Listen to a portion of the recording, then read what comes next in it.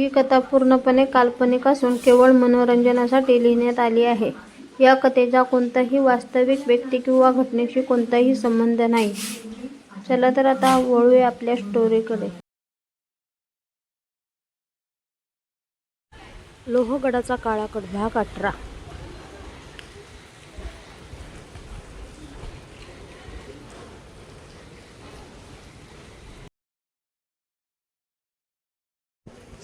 सिंधुदुर्गाच्या गुप्त दालनात समुद्राचं पाणी वेगाने भरत होतं.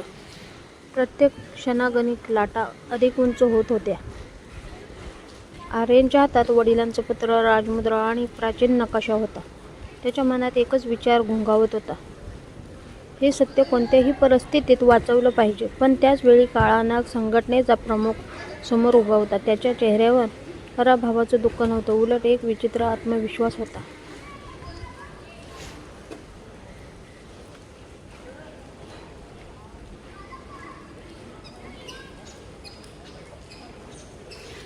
तो हसत म्हणाला, आर्यन, तुला वाटतंय की तुझ्या हातात संपूर्ण सत्य आलं आहे.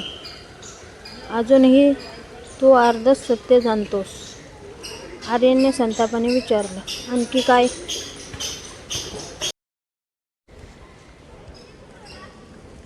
लपवलं आहे? तो काही बोलणार इतक्यात दालनाच्या भिंतीवर कोरलेली राजमुद्रा तेजाने चमकू लागली. संपूर्ण दालनात एक गडगडाट झाला. पाण्याच्या प्रवाहामुळे एका बाजूची भिंत तडकली आणि तिच्या मागे आणखी एक गुप्त कक्ष दिसू लागला.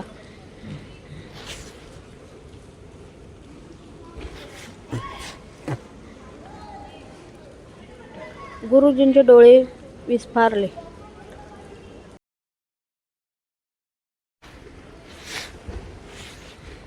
अविश्वसनीय! या दालनात आणखी एक दालन आहे. सगळे त्या कक्षाकडे धावत गेले. आत एक मोठा दगडी चौथरा होता. त्यावर काचेच्या पेटीत एक जुनी तलवार, एक राजमुद्रा आणि ताडपत्रावर लिहिलेला हस्तलिखित ग्रंथ ठेवलेला होता.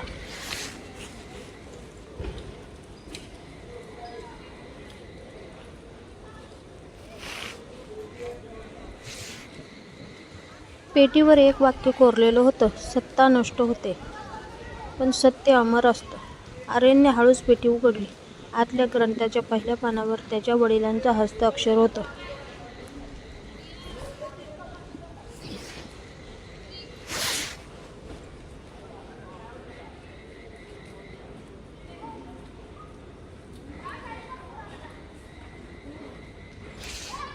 आर्यन, जर तू इथेपर्यंत पोहोचलास तर याचा अर्थ तू योग्य मार्गावर आहेस. पण लक्षात ठेव, खरा शत्रू नेहमी समोरून हल्ला करत नाही. तो आपल्या विश्वासात राहूनच सर्वात मोठा घाव घालतो. हे वाचताच सगळ्यांच्या नजरा एकमेकांकडे वळल्या.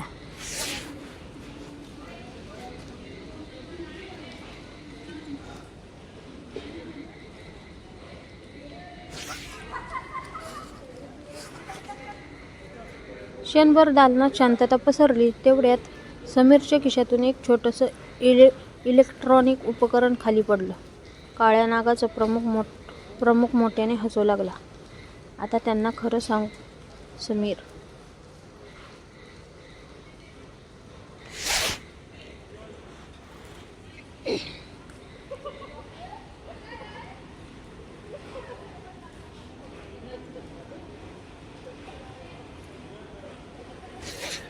आर्यन अवाक झाला. समीर, हे काय आहे?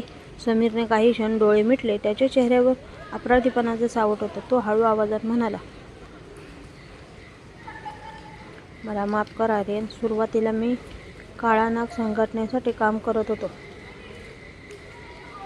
त्यांनी माझ्या कुटुंबाला पोलीस ठेवलं होतं, म्हणून मला तुमच्यावर लक्ष ठेवावं लागलं. पण नंतर मला कळलं की ते चुकीचं आहे. मी त्यांना चुकीची माहिती द्यायला सुरुवात केली.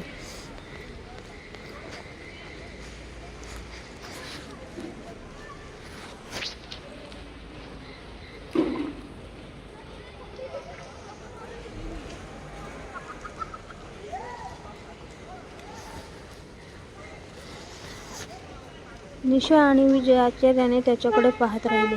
आर्यनच्या डोळ्यात राग होता, पण त्याला समीरच्या डोळ्यातला पश्चात्तापही दिसत होता. तेवढ्यात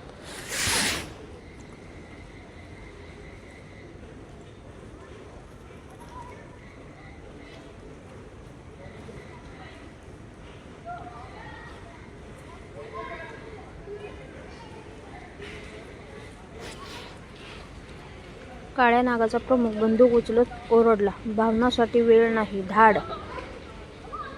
गोळीचा आवाज दालनात घुमला. गोळी समीरच्या छातीच्या दिशेने झेपावली, पण आर्यनने क्षणार्धात त्याला बाजूला ढकललं.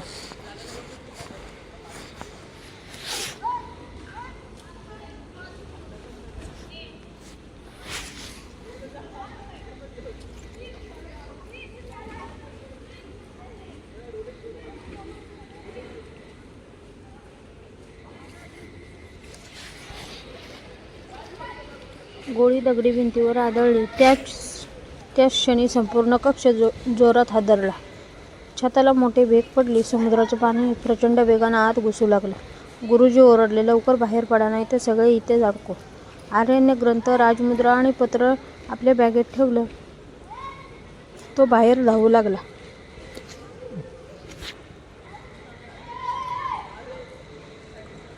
पण दालनाच्या शेवटच्या टोकाला त्याला भिंतीवर एक नवीन नकाशा दिसला.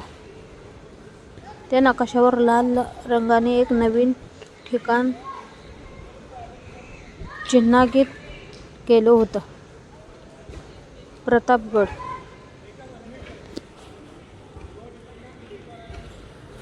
आर्यनने तो नकाशा पाहिला आणि त्याला समजलं.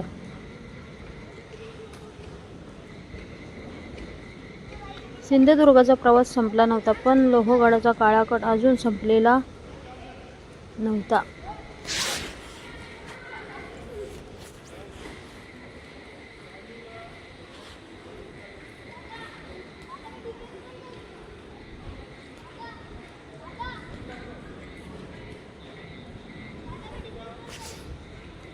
प्रतापगडाचा नकाशा पाहताच आर्यन काही क्षण स्तब्ध उभा राहिला. त्याच्या हातात अजूनही वडिलांचं पत्र होतं. त्या पत्रातील प्रत्येक शब्द आता त्याला अधिक स्पष्ट वाटत होता. सत्याचा शेवट एका किल्ल्यावर होत नाही, ते प्रत्येक पिढीत पुन्हा जिवंत होतं. हे वाक्य त्याच्या मनात घुमत होतं. समुद्राचं पाणी दालनात झपाट्याने भरत होतं. गुरुजी, विजय, समीर, निशा आणि आदित्य बाहेरच्या दिशेने धावत होते. पण आर्यनची नजर पुन्हा त्या नकाशावर गेली. प्रतापगडच्या चिन्हाखाली एक छोटंसं वाक्य कोरलेलं होतं, शेवटचे किल्ले अजून सापडलेले नाही. हे वाचताच त्याच्या मनात पुन्हा एक नवीन प्रश्न निर्माण झाला.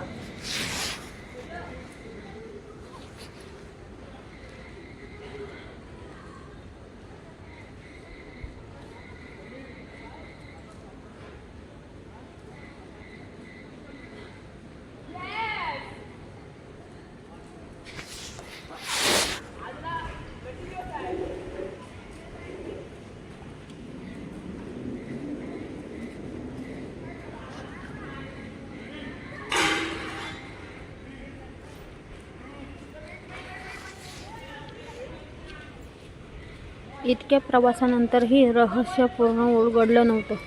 दालनाबाहेर येताच समुद्राच्या प्रचंड लाटांनी संपूर्ण गुप्त मार्ग गिळून टाकला. काही क्षणातच जणू त्या दालनाचं अस्तित्वच नाहीसं झालं. आर्यन मागे वळून पाहत राहिला. त्याच्या डोळ्यासमोर वडिलांचा चेहरा तरळला. आदित्य त्याच्या खांद्यावर हात ठेवत म्हणाला, आज आपण इतिहास वाचवला आहे, पण लढाई अजून बाकी आहे. तेवढ्यात गुरुजींनी आपल्या पिशवीतून एक जुनं कंपास काढलं. तो कंपास अचानक वेगाने फिरू लागला आणि त्याची सुई प्रतापगडच्या दिशेने स्थिरावली.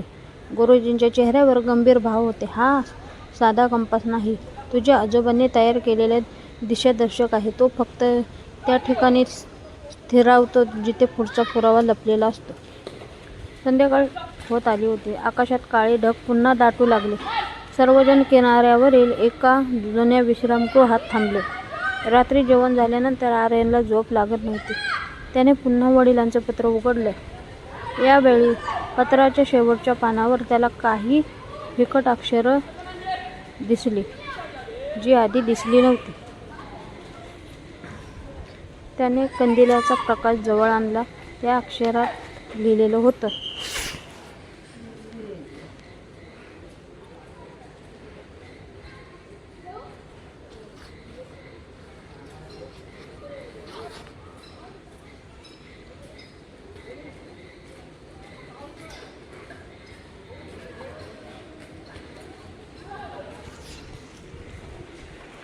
विश्वास ठेव, पण प्रत्येकावर नाही.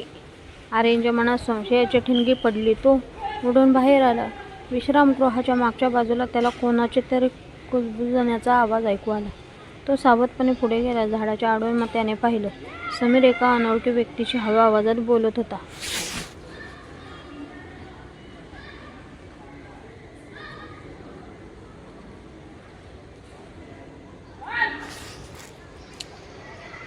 त्या व्यक्तीने समीरच्या हातात एक काळा लिफाफा दिला. समीरने तो पटकन आपल्या जॅकेटमध्ये लपवला. आर्यनला धक्का बसला.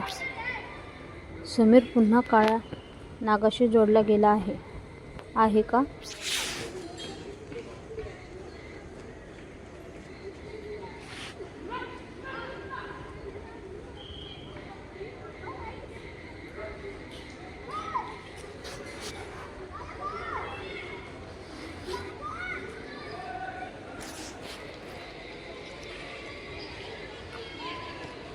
तो अजून विचार करत असतानाच ती अनोळखी व्यक्ती अंधारात अदृश्य झाली. समीरने मागे वळून पाहिलं आणि त्याची नजर थेट आर्यनवर पडली.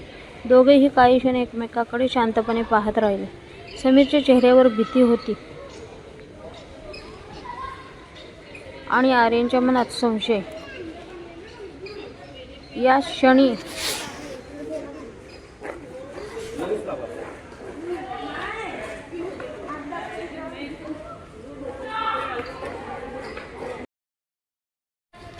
दूर प्रतापगडाच्या दिशेने आकाशात एक तेजस्वी अग्निबाण झेपावला.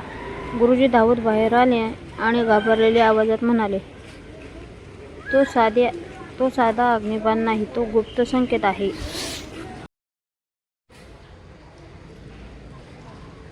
तो गुप्त संकेत आहे, म्हणजे प्रतापगडावर कोणीतरी आपली वाट पाहत आहे. आर्यनने निर्धाराने मूठ आवळले. उद्या सकाळी आपण प्रतापगडासाठी निघू.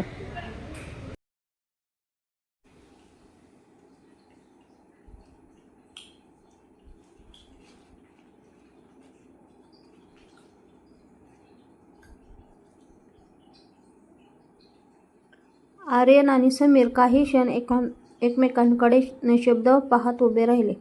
रात्रीचा गडद अंधार, समुद्राच्या लाटांचा आवाज आणि दूरवर प्रतापगडाच्या दिशेने चमकलेला अग्निबाण, या सगळ्यामुळे वातावरण अधिकच गूढ झालं होतं. आर्यनने शांतपणे ठाम आवाजात विचारलं, समीर, त्या माणसाने तुला काय दिलं? समीर काही क्षण गप्प राहिला. त्याच्या चेहऱ्यावर भीती आणि अपराधीपणाचे भाव स्पष्ट दिसत होते. शेवटी त्याने आपल्या जॅकेटमधून काळा लिफाफा बाहेर काढला.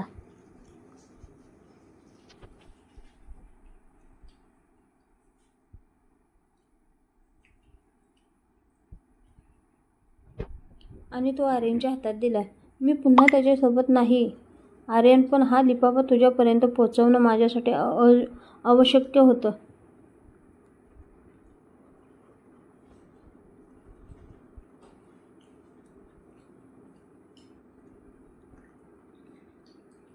आर्यनने सावधपणे लिफाफा उघडला.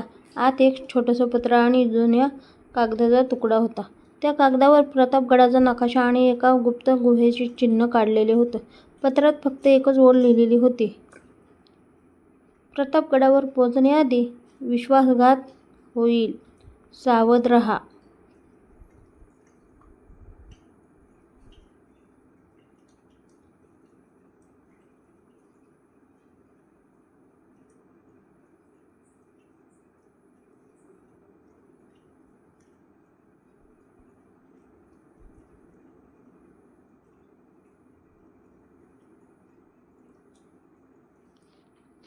हे वाचताच सगळ्यांच्या अंगावर काटा आला. विजयने आजूबाजूला नजर फिरवली. गुरुजी काही क्षण विचारात पडले. आदित्यने गंभीर आवाजात म्हटलं, याचा अर्थ आपल्या प्रत्येक हालचालीवर कोणीतरी लक्ष ठेवून आहे. पहाट होताच सकाळी प्रतापगडाच्या दिशेने निघाले. डोंगर रस्त्यावर धुक्यांची दाट चादर पसरलेली होती. उंच कडे, खोल दऱ्या आणि वळणावळणाचा रस्ता पार करत ते पुढे जात होते. काही अंतरावर त्यांना एक मोडकळीस आलेले प्राचीन मंदिर दिसलं. मंदिराच्या प्रवेशद्वारावर तीच राजमुद्रा कोरलेली होती, जी त्यांना सिंधुदुर्गात दिसली होती. गुरुजींनी शांतपणे हात जोडले आणि म्हणाले, इथूनच पुढच्या रहस्याची सुरुवात होते.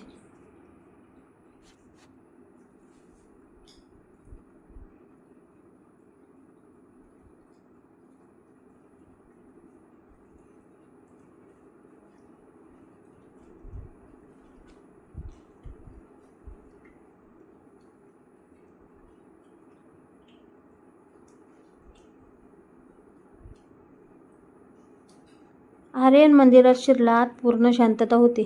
मध्यभागी एक जुनी दगडी वेदी होती आणि तिच्यावर धुळीने माखलेली एक तांब्याची पेटी ठेवलेली होती. त्याने ती उघडण्याचा प्रयत्न केला, पण पेटी उघडली नाही. तेवढ्यात मंदिराच्या भिंतीवर कोरलेली अक्षरं मंद प्रकाशात चमकू लागली. ज्याचं मन स्वच्छ आहे त्यालाच सत्याचा दरवाजा उघडेल.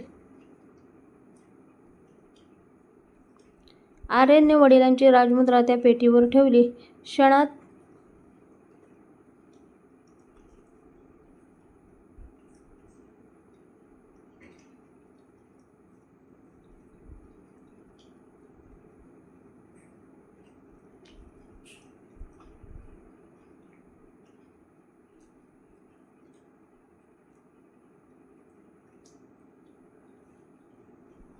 घर्र मंदिराच्या संपूर्ण जमिनीचा भाग हलू लागला. वेदी हळूहळू बाजूला सरकली आणि खाली जाणाऱ्या दगडी पायऱ्या दिसू लागल्या. थंड वाऱ्याची झुळूक वर आली. गुरुजी हळू आवाजात म्हणाले, हीच ती गुप्त गुहा, शेकडो वर्षांपासून जिचा शोध सुरू होता.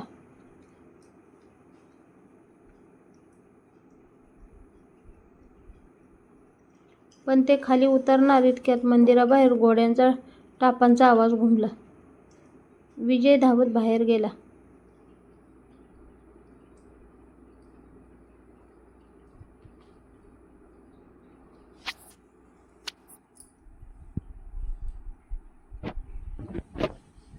त्याने दूर पाहिलं. मंदिराभोवती काळा नाग संघटनेच्या घोडेस्वारांनी पूर्ण वेढा घातला होता. त्याच्या मशालीचा प्रकाश मंदिराच्या दगडी भिंतीवर पडत होता.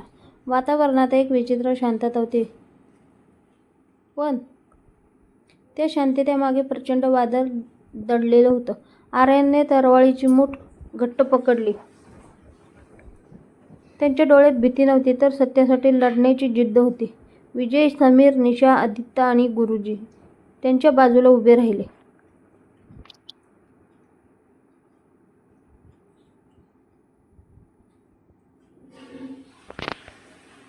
काळा नाग संघटनेचा नवीन नेता पुढे आला. त्याने काळा झगा बाजूला केला. त्याच्या गळ्यात तीच राजमुद्रा लटकत होती, जी अनेक वर्षांपूर्वी हरवल्याचं मानलं जात होतं. तो हसत म्हणाला, तुम्ही समजत आहात की तुम्ही रहस्याच्या शेवटच्या टप्प्यावर पोहोचलात, पण तुम्ही फक्त एका दारापर्यंत आलात. त्या दाराच्या पलीकडे जे आहे त्यासाठी तुमच्यापैकी कोणीही तयार नाही, आर्यन शांतपणे म्हणाला.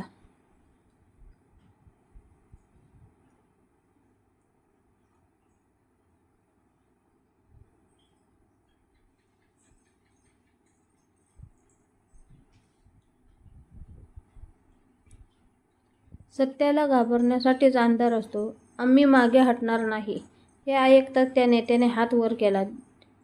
त्याच्या इशाऱ्याबरोबर घोडेस्वार पुढे सरकू लागले. पण त्याच वेळी मंदिराच्या घंटेला अचानक जोराचा आवाज झाला.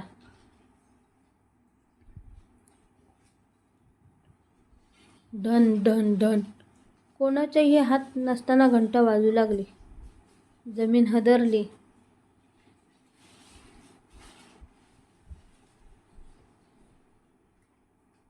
मंदिराच्या आवारातील प्राचीन दगडी सिंह हळूहळू सरकू लागले. गुरुजी आश्चर्याने म्हणाले, ही मंदिराची सुरक्षा व्यवस्था आहे. शेकडो वर्षापासून निष्क्रिय असलेली यंत्रणा पुन्हा जागी झाली आहे.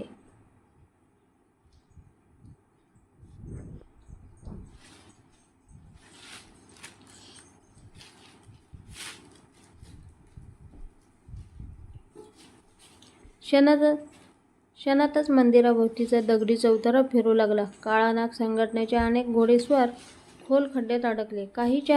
काहींच्या हातातील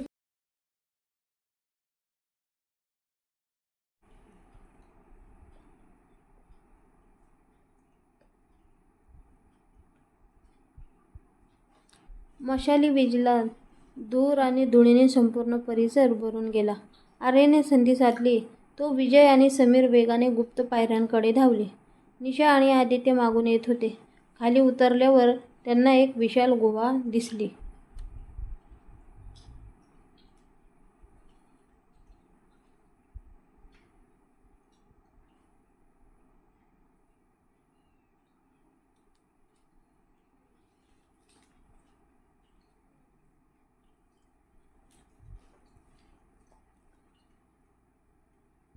गुहेच्या भिंतीवर शिवकालीन युद्धांची चित्रे कोरलेली होती. मध्यभागी एक भव्य दगडी आसन होतं. त्या आसनावर ठेवलेली होती एक प्राचीन तलवार आणि सोनेरी पेटी. पेटीवर मोडी लिपीत लिहिलेलं होतं, ज्याचं मन स्वार्थापासून मुक्त आहे त्यालाच हा वारसा स्वीकारण्याचा अधिकार आहे.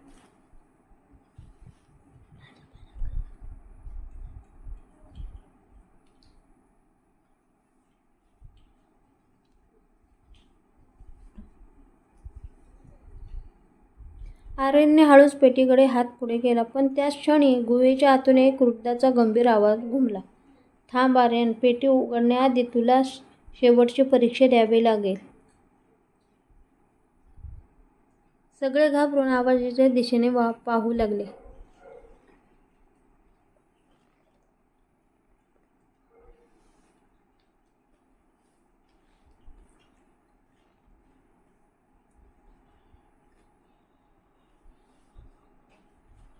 अंधारातून एक वृद्ध पुढे आला. त्याच्या हातात जुनी काठी होती. त्याच्या कपाळावर शिवकालीन राजमुद्रेचं चिन्ह होतं. गुरुजी त्याला पाहताच थक्क झाले. त्याच्या तोंडून शब्द फुटणार.